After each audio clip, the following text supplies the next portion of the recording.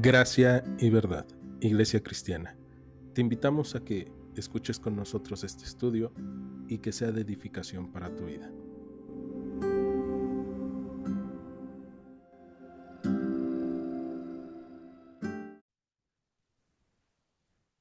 Bien, pues después de resumen, el día de hoy vamos a retomar primer libro de Reyes, capítulo 17, versículos 1 al 7, para comenzar nuestro estudio en el versículo 8. La semana pasada veíamos, después de todo este tiempo de oscuridad, en donde se llega a la oscuridad más grande en el reino del norte con el gobierno de Acab, un hombre que decide hacer alianza con los sidonios, decide casarse con la hija de Baal, que significa Baal, el que está con Baal, y su hija es Jezabel. Es bien interesante también el nombre de Jezabel, porque nosotros lo que vamos a encontrarnos es dónde está Baal, ¿no? O en dónde está el Señor, dónde está sí, ¿dónde está el Señor?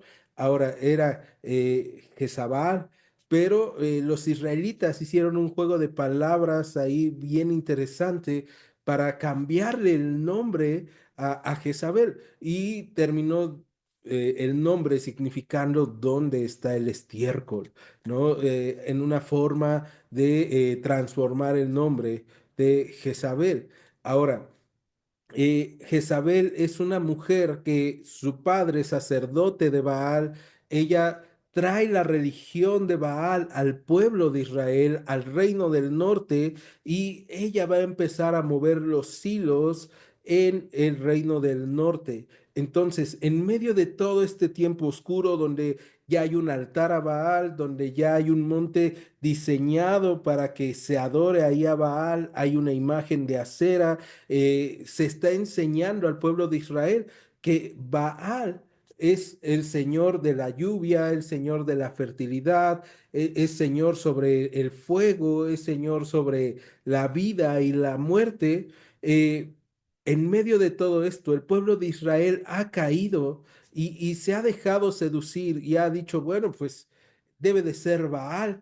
Y es bien triste lo que está pasando en medio del reino del norte, pero en ese momento, en el capítulo 17 versículo 1 es cuando entra en escena Elías, ¿no? Y veíamos la semana pasada el significado de Elías. El Señor es Dios, eso significa el nombre de Elías. Y esta parte es hermosa porque nosotros podemos pensar el día de hoy, en medio de un mundo que está negando a Dios o que ha puesto otras cosas como sus dioses, Dios sigue diciendo que Él es el Señor, ¿no? Y hay varias cosas con Elías. Lo primero es, si nosotros nos damos cuenta, la presentación de Elías dura un versículo o menos de un versículo. Capítulo 17, versículo 1 del primer libro de los Reyes dice que Elías Tisbita era de los moradores de Galat y dijo a Acab, ni rocío en estos momentos, perdón, y dijo a Acab, vive el Señor, Dios de Israel, en cuya presencia estoy, que no habrá lluvia ni rocío en estos años, sino por mi palabra. Entonces la presentación de Elías solamente es que es tisbita y que es de los moradores de Galat. Esto es de las tribus que no entraron a la tierra prometida, y cuando dice tisbita hay una discusión gigante en cuanto si quiere decir que viene de Tisbe o quiere decir, porque la traducción de tisbita podría ser peregrino o errante. Entonces es una persona que es peregrina, que es errante, se sabe que es de Galat, pero es lo único que se sabe. No se sabe de su familia, no se sabe de su árbol genealógico, no se sabe si tenía o no tenía posesiones, y Dios lo toma de la nada para hacer conocer que Él es Dios, ¿no? Y esta parte a mí me encanta porque significa que Dios ocupa lo que nosotros podríamos decir a un donadie o a una persona que ni siquiera la Biblia sabe o la Biblia nos dice de dónde viene o cuáles son sus credenciales, ¿no? No nos dice que sea licenciado en teología por tal universidad, con un doctorado o una maestría en divinidades, de ninguna forma. Pero lo que nos dice es que Elías tiene bien claro algo en medio de un mundo oscuro, que el Señor es Dios. Y lo mismo debe de pasar con nosotros. En medio de un mundo oscuro, en medio de momentos en donde las personas no saben qué es Dios, quién es Dios, en momentos donde la gente está buscando dioses de diferentes formas, tú y yo podemos ser aquellos que dicen, el Señor, el Dios de la Biblia es Dios, ¿no? Y él viene y viene con Acab, este rey que hemos visto que ha puesto altares a Baal, este rey que está casado con Jezabel, que es yerno de Baal, o sea, vemos todo esto y decimos, híjole, se está metiendo en camisa de 11 varas, pero él está confiando en el Señor. Y justamente eso es algo que nosotros podemos encontrar en Santiago capítulo 5. Entonces, si quieres acompañarme a la epístola de Santiago capítulo 5, en donde Santiago nos va a hablar justamente de quién es Elías, ¿no? Y es bien interesante porque Elías va a estar en medio de toda la historia del pueblo de Israel después de que aparece, va a ser mencionado por Santiago, va a ser mencionado por nuestro Señor Jesús, ¿no? Y va a hablar de cómo es que Elías es un hombre de fe. Pero en el capítulo 5 de la carta de Santiago, en el versículo 17, dice, Elías era hombre sujeto a pasiones semejantes a las nuestras, y oró fervientemente para que no lloviese, y no llovió sobre la tierra por 3 años y 6 meses. Y otra vez oró, y el cielo dio lluvia, y la tierra produjo su fruto. ¿Por qué te llevé aquí? ¿Y por qué estamos viendo esto? Primero, porque Elías sabemos que no era alguien famoso, sabemos que no tenía un gran bagaje que esté narrado en la escritura, pero la escritura sí nos dice que Elías era como tú y como yo, que era un hombre común, que era un hombre que estaba sujeto a pasiones semejantes a las nuestras.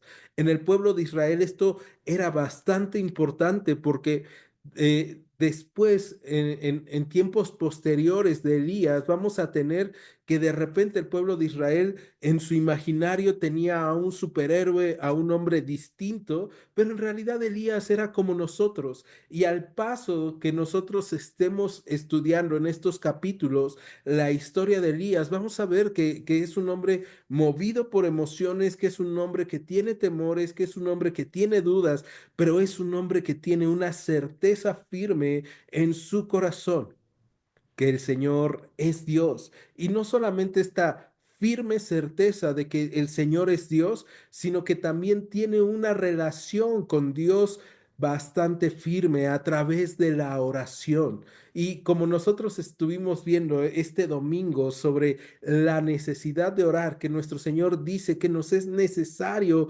orar, así nosotros el día de hoy vamos a ver que Elías cumple con esta necesidad y que eso le va a ayudar a confiar en el Señor en medio de tiempos difíciles. Y lo vemos en Santiago 5:17, en donde se nos dice que Elías era un hombre semejante a nosotros, movido por pasiones, pero que oró fervientemente al Señor para que no lloviese, y no llovió en la tierra por 3 años y medio. Cuando regresamos a el primer libro de Reyes, capítulo 17, ahora vamos en el mismo versículo 1 nos encontramos que Elías trae este mensaje a Acab. Vive el Señor, Dios de Israel, en cuya presencia estoy, que no habrá lluvia ni rocío en estos años, sino por mi palabra. Y lo que Elías aquí está diciendo es, no soy yo, es Dios en quien vivo o en donde yo vivo, en su presencia. Y esto es muy llamativo para nosotros porque nos lleva a saber que cuando tú y yo vivimos en su presencia, tú y yo tenemos una relación con Dios. Y buscamos orar y buscamos conocer su voluntad y Dios revela su voluntad a nuestras vidas. Y eso es lo que está haciendo Dios con Elías. Elías no se para con Acab solamente para decir lo que él piensa, sino lo que Dios le ha dicho. Y por eso puede decirlo con tanta seguridad. Pero después de que lo dice, en el versículo 2 vemos que dice que vino a él palabra del Señor diciendo: apártate de aquí, vuélvete al oriente y escóndete en el arroyo de Querit, que está frente al Jordán. Beberás del arroyo, y yo he mandado a los cuervos que te den allí de comer. Y él fue e hizo conforme a la palabra del Señor, pues se fue y vivió junto al arroyo de Querit, que está frente al Jordán. Esta parte también es bastante importante y bastante interesante para nosotros, porque después de que Elías está diciendo esto, Dios envía a Elías a que se vaya al oriente, ¿no? Y se va a ir cerca de 30 40 kilómetros hacia el desierto. ¿Y por qué es interesante? Porque si tú estás diciendo que Dios va a mandar una sequía a Israel y es una región árida que sobrevive gracias a las lluvias, lo lógico sería que tú te vayas a un lugar en donde sepas que va a haber agua, donde sepas que puedes estar tranquilo, pero en este caso Dios lo lleva al desierto. Hay muchos comentaristas que dicen que Elías es una imagen muy similar a la de Moisés, en donde Dios va a tratar con Elías en medio del desierto y en medio de la necesidad. Y Dios va a ir perfeccionando la fe de Elías en medio de todo lo que va a estar viviendo en estos 3 años y medio para que Él haga su ministerio en el tiempo que sigue. Durante el tiempo de escasez, durante el tiempo de sequía, durante el tiempo de prueba, va a ser como Elías va a ser preparado para lo que viene más adelante. Y eso nos habla también de que muchas veces cuando nosotros estamos en tiempo de dificultad, en tiempo de necesidad, pero estamos conectados con Dios, Dios va a utilizar todas las cosas para nuestra edificación. Dios nos va a ir guiando a que nosotros conozcamos al Señor más y podamos confiar más en su palabra. Entonces, Dios habla a Elías y le dice: vete al oriente y escóndete en el arroyo de Querit que está frente al Jordán.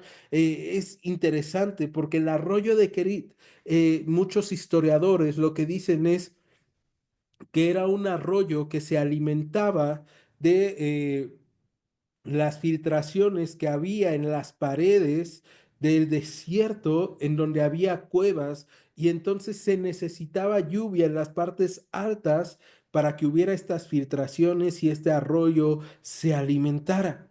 Y Dios manda a Elías a que esté ahí, y Elías va a tener que obedecer. En medio de la sequía, Elías va a ir.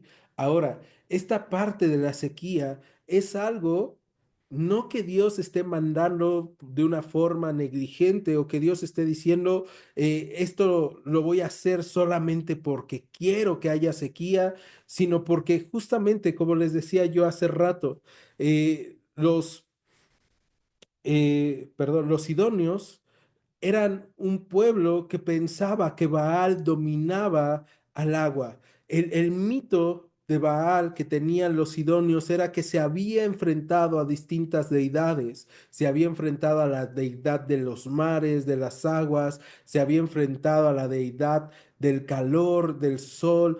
Por eso es que decían: Baal es el que domina y Baal es el que gobierna sobre las aguas, Baal es el que gobierna sobre la fertilidad, sobre el fuego, y Él tiene poder sobre la vida y la muerte. Y ahora lo que Dios está haciendo cuando envía esta sequía que es anunciada a través de Elías es cumplir su palabra. Dios no está haciendo algo distinto o no se está negando. Dios no está haciendo algo cruel en contra del pueblo de Israel, sino está cumpliendo lo que le había dicho al pueblo de Israel en el libro de Deuteronomio, capítulo 11, en donde en Deuteronomio Dios había prometido al pueblo de Israel que si obedecían su palabra y cumplían, entonces Dios les iba a bendecir.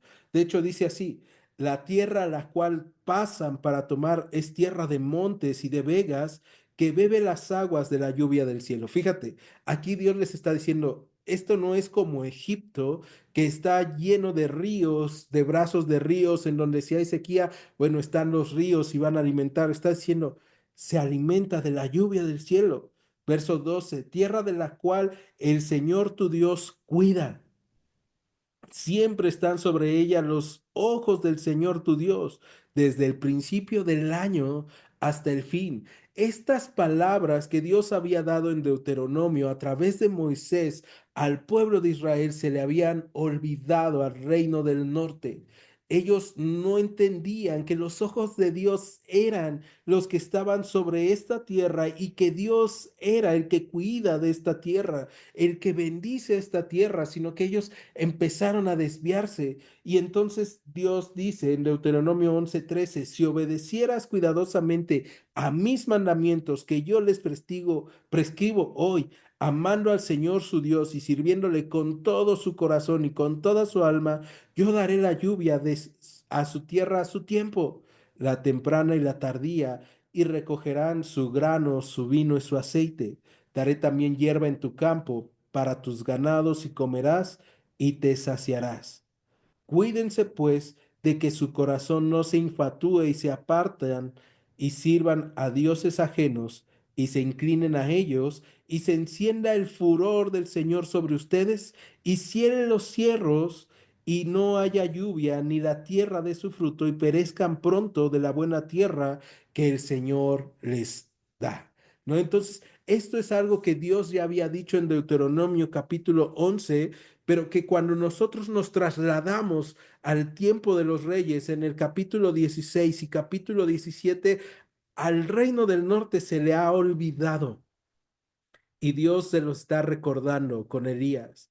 Dios les está diciendo, no es Baal el que les proporciona la lluvia, no es Baal el Dios de la fertilidad. Soy yo el que da alimentos, soy yo el que sustenta, soy yo el que manda la lluvia y les voy a demostrar mi poder. Y entonces manda a Elías y después le dice a Elías, ¿sabes qué? Ve al desierto y escóndete porque Acab muy seguramente iba a buscarlo. Y de hecho eso es lo que va a hacer Acab, buscarlo para castigarlo y si se puede matarlo. Y entonces Elías obedece al Señor. Y el versículo 4 del primer libro de Reyes, versículo 17, perdón, capítulo 17, dice que Elías tenía que beber del arroyo y que el Señor le mandó a los cuervos que le dieran ahí de comer. Me encanta saber que Elías hizo conforme a la palabra del Señor. Y les digo, esta parte es bien importante. Elías tiene una relación con Dios a través de la oración. Elías confía en el Señor, pero es puesta a prueba su fe. Y esto es bien importante porque muchas veces nosotros podemos decir, tengo fe en el Señor en medio de un mundo oscuro, en medio de un mundo que no sabe en dónde está Dios o que no conoce a Dios y que pone en el lugar de Dios a otras cosas. Yo sí sé quién es Dios, pero cuando vienen las pruebas, nosotros podemos llegar a pensar, Dios, ¿dónde estás? Y en este caso, Elías lo que está haciendo es confiar en lo que Dios le dice en medio de su relación. Por eso nos es tan necesario orar, porque es una relación que nos abre la puerta a tener un espacio con Dios y a poder conocer la voluntad de Dios para nuestras vidas y que Dios nos sostenga.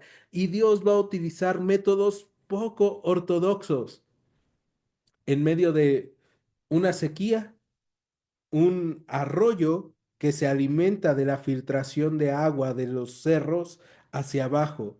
Si no llueve, se va a secar. Y luego Dios va a utilizar animales que en el Pentateuco Dios llama impuros, como los cuervos. Y a mí me llama mucho la atención que Dios utilice a los cuervos para enviar a Elías su provisión, porque significa que Dios puede utilizar cualquier cosa, cualquier recurso, cualquier animal, cualquier persona, aún las cosas que son impuras, Dios puede utilizarlas para bendecir a su pueblo. Ojo que con esto no estoy diciendo que Dios va a utilizar las cosas mal hechas, ¿no? Sino que este animal que era considerado impuro, Dios lo va a utilizar para llevar alimento a Elías. Y entonces, versículo 6 dice que los cuervos le traían pan y carne por la mañana y pan y carne por la tarde y bebía del arroyo. Fíjate lo que está pasando. Elías va a estar esperando a estos cuervos en la mañana y en la tarde. Los cuervos no se caracterizan por ser animales que compartan su alimento. De hecho, son animales que se consideran en algunos casos carroñeros y que son bastante inteligentes, pero que también, vamos a pensarlo así, son envidiosos de su sustento. Entonces, lo que están haciendo no es algo normal. Y llegan con Elías y le traen pan y le traen carne. Y eso nos recuerda lo que pasaba en el pueblo de Israel mientras estaba en el Éxodo, donde Dios les dio su provisión. Ahora, Dios proveyó al pueblo de Israel con maná todos los días, excepto el día de reposo. Y en este caso, Dios todos los días va a estar proveyendo a Elías con alimento, con pan y carne. Y tú y yo podemos pensar, híjole, Elías, ¿de dónde será la carne que traen estos cuervos? Eso no importaba. Dios era el que estaba enviando esta provisión y Elías podía comerlo y Elías podía sustentarse día con día en un tiempo difícil. Y entonces Elías podía comer, podía beber, porque Dios lo estaba sustentando en un momento muy difícil. Algunos comentaristas dicen que este tiempo en el que Elías estuvo escondido en el arroyo de Kerit o en la tierra de Kerit fue aproximadamente un año. Durante un año de sequía y de prueba, Elías va a estar sustentado por el Señor. Y cada día tenía que estar confiando en que Dios es el que le iba a proveer. Y probablemente en este tiempo nosotros podemos estar pasando por pruebas o alguien que conocemos está pasando por muchas dificultades, por muchas necesidades. Y algo de lo que podemos estar seguros es que si tenemos una relación con Dios, y Dios nos ha llevado al lugar en donde estamos, Dios va a sostener su obra en nosotros. Dios no nos va a abandonar. Dios no nos va a dejar desamparados. Y eso es lo que está pasando aquí. Dios no deja desamparado a Elías, sino que le está proveyendo de una manera inusual. Pero fíjate en el versículo 7 dice, pasados algunos días, te digo, algunos comentaristas dicen que fue un año, otros llegan a decir año y medio o 2 años. En ese tiempo se secó el arroyo porque no había llovido sobre la tierra, ¿no? Entonces, este arroyo que era de temporal, de que descendiera el agua por los acantilados, deja de fluir, se empieza a secar. Y nosotros podríamos pensar, Elías se va a quejar, porque Elías está notando que el arroyo va disminuyendo. E imagínate eso, ¿no? En nuestras vidas, el empezar a notar que donde Dios nos ha dicho que estemos, porque Dios nos va a sostener ahí, de repente empieza a disminuir el flujo de agua. O de repente empezamos a ver que las formas en cómo estamos haciendo las cosas, cosas que le agradan a Dios, o las formas que le agradan a Dios para hacer las cosas, de repente empieza a disminuir. Y podemos comenzar a dudar, podemos comenzar a temer, podemos comenzar a decir, híjole, no hubiera hecho caso a Dios o hubiera hecho las cosas a mi manera. Pero Elías nos muestra un camino distinto, porque Elías no se queja, sino que Elías sigue confiando en el Señor. Y en medio del tiempo en donde él ve que esa provisión se va acortando, en el versículo 8 cuando Elías más lo necesita, dice que vino luego a él palabra del Señor diciendo, levántate, vete a Sarepta de Sidón y mora ahí. He aquí que yo he dado orden ahí a una mujer viuda que te sustente. Fíjate en esta parte tremenda. Dios primero lo llevó al desierto en medio de la sequía y ahí lo sostuvo. Y ahora lo está enviando a Sarepta, pero si te fijas es Sarepta de Sidón. Acab ha hecho alianza con los sidonios, con el rey de Sidón, con Etbaal. De ahí es Jezabel, una mujer que está buscando implantar el culto a Baal en Israel. Entonces, Elías pasa de un lugar difícil a un lugar todavía peor, ¿no? Un lugar en donde la gente está adorando a Baal, donde la gente está glorificando a Baal y donde las cosas están mal, ¿no? Donde probablemente ahí lo están buscando y sabe que si alguien más lo ve, pueden buscar su vida o pueden buscar matarlo, pero Dios lo lleva a este lugar, ¿no? Dicen que pasas de la sartén al fuego y justamente eso es lo que está pasando con Elías. Él está pasando ahí, pero Dios le está diciendo que él vaya porque él ha dado orden a una mujer viuda de que le sustente. Y otra vez viene, no es ortodoxo, parece incorrecto lo que Dios le está diciendo a Elías, porque una viuda en ese tiempo sabemos que es garantía de que hay pobreza, de que hay necesidad, de que nadie está teniendo cuidado de ella. Entonces, como alguien pobre, alguien con necesidad en medio de un periodo de sequía, en medio de un periodo donde las cosas están muy difíciles, va a poder cuidar de otra persona, pero Elías debe de confiar en el Señor y lo hace. Y estas son lecciones que Dios está dándole a Elías sobre confiar en medio de situaciones peligrosas para lo que va a venir más adelante en su vida y en su ministerio. Pero también son lecciones para nosotros, para recordarnos que Dios puede actuar en medio de las situaciones más oscuras de nuestras vidas y que Dios nos va a guiar aún en medio de situaciones que nosotros no podamos comprender.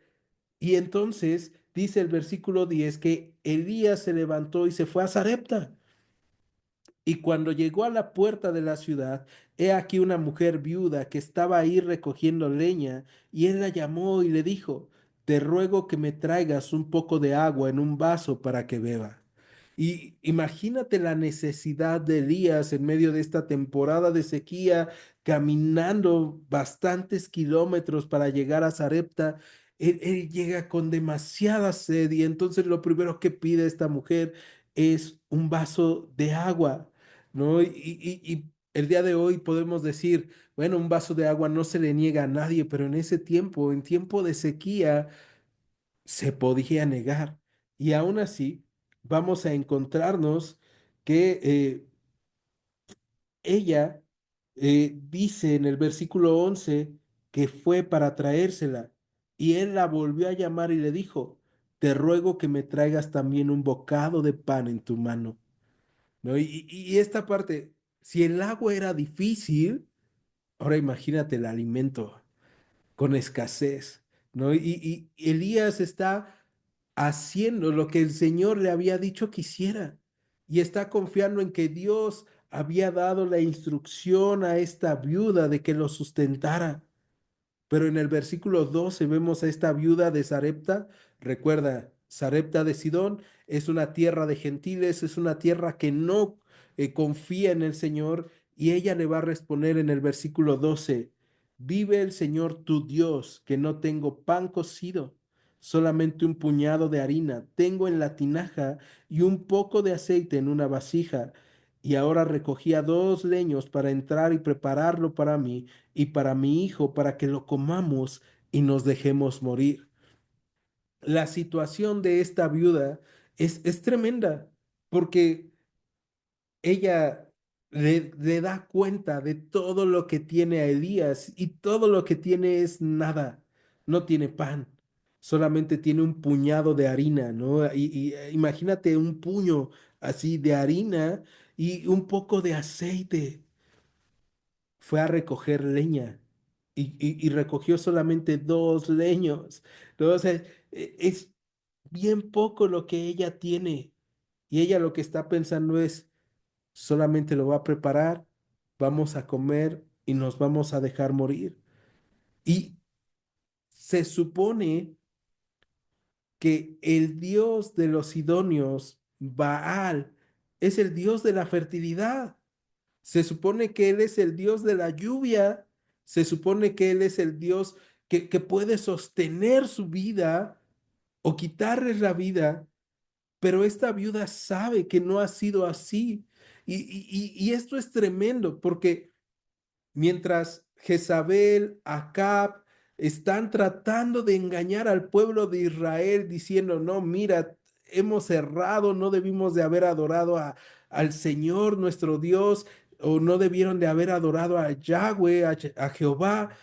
El, el pueblo de los sidonios está sufriendo la misma escasez, la misma hambruna o aún peor que el pueblo de Israel.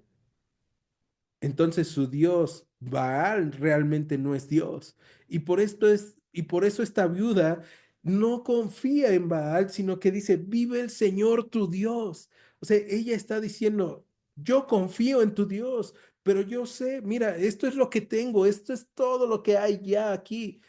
Y yo pienso morir, yo pienso que voy a morir porque ya no tengo nada más. Y esta parte es bien importante porque entonces ahora nosotros vemos cómo es que muchas veces los falsos ídolos quieren engañarnos, que vamos a estar bien si les adoramos, si les servimos. Y muchos de esos falsos ídolos el día de hoy no tienen cuernos, no tienen una figura de un pez, no tienen algo que nosotros podamos decir, ah, mira, ese es un ídolo. Muchos de esos ídolos muchas veces son nuestro trabajo, nuestra economía, nuestra capacidad personal, nuestra dependencia a ciertas cosas. Y aquí vemos, nada de eso sirve si el Señor cierra la fuente de la bendición en nuestras vidas. Pero en medio de todo lo que está pasando esta viuda, Dios le ha enviado a un profeta. Y esta parte a mí me llama mucho la atención porque Dios le envía a Elías. Elías sabe que Dios lo envió para que la viuda lo sustente. Pero Dios también envió a Elías a esta viuda para hablarle a ella y para animarla y para sostenerla en medio de un tiempo difícil. Y es que los profetas son esas personas o eran esas personas en el Antiguo Testamento que vienen con palabra de Dios, que denuncian el mal, pero que también anuncian el bien de Dios. Y el día de hoy, con esta viuda de Sarepta, Dios ha enviado a Elías para hablarle de él, para darle esperanza en medio del tiempo en donde ella piensa, hasta aquí llegué, porque Baal no me ha podido sostener, porque mis ídolos no sirven. Y entonces, versículo 13, Elías le dijo, no tengas temor, ve, haz como has dicho, pero hazme a mí primero de ello una pequeña torta cocida debajo de la ceniza y tráemela, y después harás para ti y para tu hijo. Fíjate en esta parte, Elías le está diciendo así, sí, está bien, pero no tengas temor. Y es Dios hablándole a la viuda por medio de Elías y diciéndole, no temas. Y está llamando a esta viuda a caminar en fe, a caminar confiando en Elías y a caminar confiando en Dios, en que Él sí es Dios, en que Él sí gobierna sobre la tierra. Y lo que Dios le está diciendo es, de lo poco que tienes, primero dame a mí. Y esto es bastante interesante porque darle a Elías es una señal de confiar en Dios, es una señal de buscar primeramente el reino de Dios y su justicia y confiar en que todo lo demás vendrá por añadidura. Y es una enseñanza tremenda para nosotros porque muchas veces estamos pensando, yo no tengo que darle a Dios. En medio de mi necesidad, en medio de mi dificultad, en medio de mi pobreza, en medio de yo no saber cómo actuar, yo no puedo estar confiando en Dios y dando o bendiciendo a otros. Pero esta mujer tiene este llamado a confiar en lo que Dios le está hablando a través de Elías. Y Elías le dice, no tengas temor, primero dame de comer a mí. ¿Qué es lo que va a hacer entonces esta mujer? ¿No? Y Elías sabe que esta mujer tiene temor, que esta mujer tiene dudas y le va a decir algo que al día de hoy debe de hacer eco en nuestras vidas también. Versículo 14, porque el Señor Dios de Israel ha dicho así, la harina de la tinaja no escaseará, ni el aceite de la vasija disminuirá hasta el día en el que el Señor haga llover sobre la faz de la tierra. Elías aprendió que Dios lo podía sustentar a través de cuervos, a través de algo, de un animal inmundo, a través de un pequeño riachuelo. Y ahora Elías está aprendiendo que día a día Dios puede sostenerlo con algo que parece imposible. Pero no solamente lo está aprendiendo Elías, sino que ahora lo está compartiendo. Le está diciendo a esta viuda, el Señor ha dicho así, y el Señor va a cumplir su palabra que ha dicho sobre nosotros. Y esto es algo bien importante para que nuestra fe se mantenga en el Señor en medio de dificultades, en medio de tiempos en donde nosotros podemos pensar, híjole, se ve bien difícil que yo salga de esta, si Dios nos ha llevado ahí y Dios nos ha dicho que nos sostendrá en medio de las dificultades, si Dios ha dicho que estará con nosotros, Dios va a estar con nosotros y nos va a sostener. De hecho, vamos a encontrarnos que si Elías estuvo un año en el desierto o año y medio, Dios lo llevó a Sarepta con esta viuda durante 2 años o 2 años y medio. Y Dios día a día envió su provisión constante. Dios nunca se negó a sí mismo. ¿Qué va a pasar con esta mujer? Ella no sabe lo que tú y yo sabemos, pero ella está escuchando. Y en el versículo 15 dice que ella fue e hizo como le dijo Elías, y comió él y ella y su casa muchos días. Y la harina de la tinaja no escaseó, ni el aceite de la vasija menguó, conforme a la palabra que el Señor había dicho por Elías. Entonces, ¿qué es lo que nosotros estamos viendo aquí?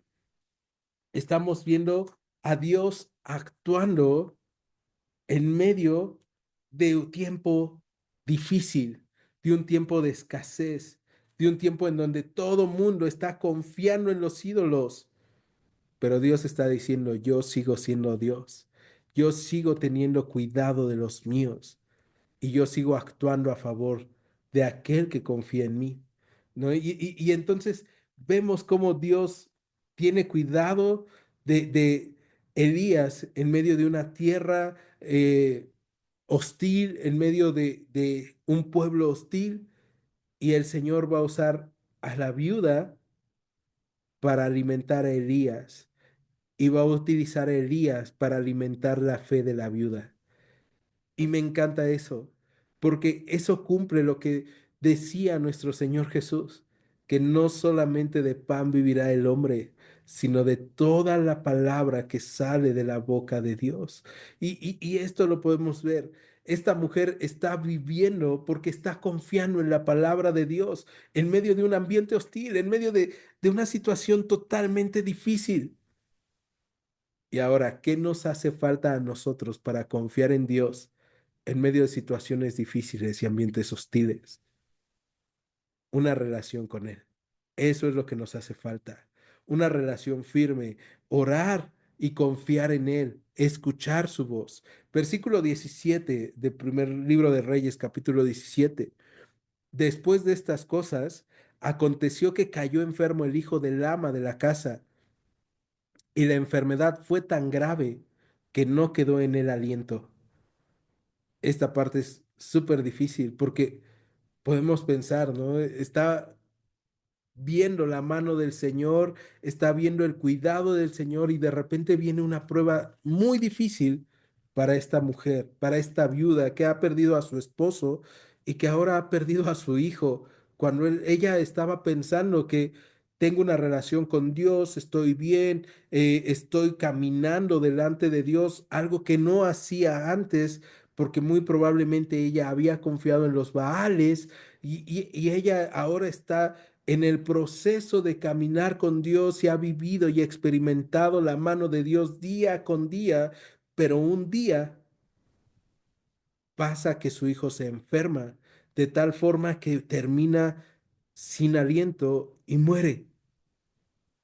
Y viene una pregunta para nosotros: ¿qué pasaría si aquellas cosas que tú has recibido como bendición de parte de Dios y con las cuales tú estás disfrutando, o aquellas personas con las que tú y yo estamos disfrutando nuestro día a día hoy, nos fueran quitados?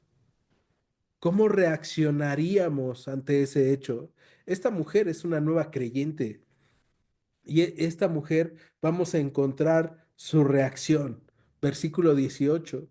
Y ella dijo a Elías: ¿qué tengo yo contigo, varón de Dios? ¿Has venido a mí para traer a mi memoria mis iniquidades y para hacer morir a mi hijo?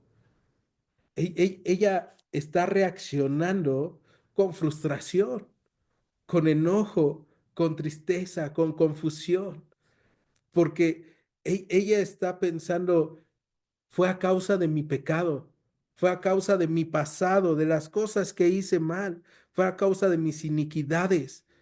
Dios no me perdonó, ¿no? Y entonces ella está diciendo: ¿por qué viniste a mí? Y está con enojo. Pero en el versículo 19 vemos a Elías que está confundido igual que ella. De hecho, le va a decir: dame acá tu hijo. Entonces él lo tomó de su regazo y lo llevó al aposento donde él estaba y lo puso sobre su cama. O sea, él está igual. Él no sabe qué está pasando. Tanto así que, fíjate, murió en los brazos de esta mujer y él lo toma y él lo lleva a su habitación, a su cama. ¿Y qué es lo que va a hacer ahora en su habitación? Verso 20: clamando al Señor nuevamente, ir a Dios en oración, clamar a Dios y decirle: Señor, yo estoy confundido. Las cosas no están saliendo como yo creí que iban a salir. Y le dice: Señor Dios mío, ¿aún la viuda en cuya casa estoy hospedado has afligido, haciéndole morir su hijo? Y se tendió sobre el niño 3 veces y clamó al Señor y dijo: Señor Dios mío, te ruego que hagas volver el alma de este niño a él. Cuando Elías está atendiendo sobre este niño, hay personas que han llegado a decir: Elías está tratando de pasar la vida que él tiene hacia el niño, pero en realidad lo que Elías está haciendo es identificarse con el niño. Si el Señor no me sostiene, yo estoy muerto. Yo soy necesitado de gracia, yo soy necesitado de misericordia. Yo estaría muerto si tú no me hubieras sostenido. Y está clamando al Señor, está rogándole a Dios. Y lo que le ruega es: haz volver el alma de este niño a él. Acuérdate, los idóneos piensan que es Baal el que tiene poder sobre la vida y la muerte. Y Dios está utilizando esta situación tan difícil para mostrar. Mm, Baal no tiene poder sobre el agua, sobre la lluvia. Baal no tiene poder sobre el alimento. Soy yo el que estoy proveyendo. Y Baal no tiene el poder sobre la vida y la muerte. Porque lo que vamos a encontrar es que en el verso 22 el Señor oyó la voz de Elías y el alma del niño volvió a él y revivió. Es la primera vez que nosotros encontramos que Dios trae y da vida a alguien que ha muerto. Y vemos a Dios mostrando su poder, dando vida a aquello que estaba muerto y nos hace saber que Dios es poderoso para nuestras vidas y que Dios puede revivir aquellas cosas que estaban muertas en nosotros, aquellas cosas que nosotros ya no teníamos poder de levantar, Dios las levanta. Y entonces este niño revive. Y cuando revive yo me imagino a Elías sorprendido, pero diciendo, yo sabía que tú puedes, porque tú eres el Señor por sobre todas las cosas. Y eso nos enseña a nosotros a confiar en el Señor, a poner las cosas que están muertas en nuestras vidas en manos del Señor y a decir, Señor, yo sé que sin ti yo estaría muerto. Sin ti, mi matrimonio, mi familia estaríamos por morir. Sin ti, las cosas que yo tengo estarían muertas. Pero cuando tú estás conmigo, tú puedes darle vida a aquellas cosas que yo pensé que ya no iban a poder tener vida. Versículo 23. Tomando luego Elías al niño, lo trajo del aposento a la casa y lo dio a su madre y le dijo Elías, mira, tu hijo vive. Entonces la mujer dijo a Elías, ahora conozco que tú eres varón de Dios y que la palabra del Señor es verdad en tu boca. Y esto es tremendo porque lo que estamos encontrándonos con esta viuda es que ha visto el poder de Dios sustentando su vida, sustentando su alimentación, sustentando su cuerpo, pero ahora ha visto que Dios es Dios de vida, que Dios es Dios en todo el universo, que no hay un poder que se compara al de Dios y que Elías es un hombre que es poderoso en el Señor por la relación que tiene con Él. Y eso mismo pasa con nosotros el día de hoy. La gente puede conocer que el Señor es Dios y que nosotros tenemos una relación con Él por lo que Dios está haciendo en nuestras vidas. Jesús dijo en Juan capítulo 17, versículo 3, y esta es la vida eterna, que te conozcan a ti, el único Dios verdadero, y a Jesucristo, a quien tú has enviado.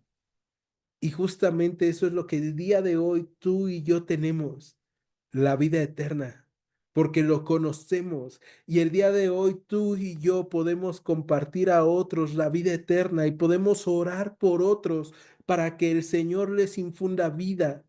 Porque nosotros en otro tiempo estábamos igual que ellos, muertos en nuestros delitos y pecados, pero el día de hoy hemos sido levantados a vida y para vivificar a otros. Muchas veces no vamos a entender lo que sucede. Muchas veces tú y yo no vamos a controlar lo que sucede. Pero en todo el tiempo que tú y yo estemos caminando con el Señor va a estar preparando nuestras vidas con todo lo que estemos pasando, con buenos tiempos y con malos tiempos, como los que está viviendo Elías, para reaccionar de la forma adecuada en medio de las crisis, para poder decir, yo sé que mi Salvador vive. Y entonces caminar confiando en que nuestro Redentor está con nosotros, en que Él no nos deja y en que Él sí es Señor de vivos y de muertos, en que Él sí tiene poder por sobre todas las cosas, en que Dios tiene poder sobre nuestra provisión, Dios tiene poder sobre nuestros cuerpos, Dios tiene poder sobre nuestras necesidades y Dios nos ha mandado también a guiar a otros a que le conozcan, a sustentar a otros con la palabra de Dios. esta parte es tremenda, porque entonces tú y yo el día de hoy, en medio de un tiempo de podredumbre espiritual, en medio de un tiempo en donde la gente está buscando a Dios de diferentes formas o está alejada de Dios y pone en su lugar a diferentes cosas, tenemos la oportunidad de ser testimonios vivos como Elías. ¿Qué se necesita? Elías no tenía gran renombre. Elías no venía de una familia que sea renombrada en la Biblia. Elías no tenía grandes títulos. Elías lo que tenía era una relación con Dios. Y esa relación lo llevó a orar y a confiar en Dios. Y entre más avanzaba en su relación con Dios, al parecer las cosas podían ponerse más difíciles, pero él confiaba más en el Señor porque en cada momento el Señor lo estaba sustentando. No importaba cómo. Si el Señor decía, te voy a enviar cuervos, el Señor le enviaba cuervos. Si el Señor le decía, te voy a enviar con una viuda que no tiene nada, pero yo he dicho que te voy a sustentar a través de ella, el Señor lo sustentó con la viuda. Si el Señor quiere, da vida. Si el Señor quiere, sustenta. Lo que necesitamos tener es lo que tenía Elías, una relación viva con el Señor y confiar en que Él va a actuar y en que Él va a mostrar que Él es Dios por sobre todas las cosas. ¿Me acompañas a orar? En Iglesia Gracia y Verdad, te agradecemos que hayas escuchado este estudio. Te invitamos a que continúes escuchando nuestros próximos estudios. Dios te bendiga. Gracia y verdad.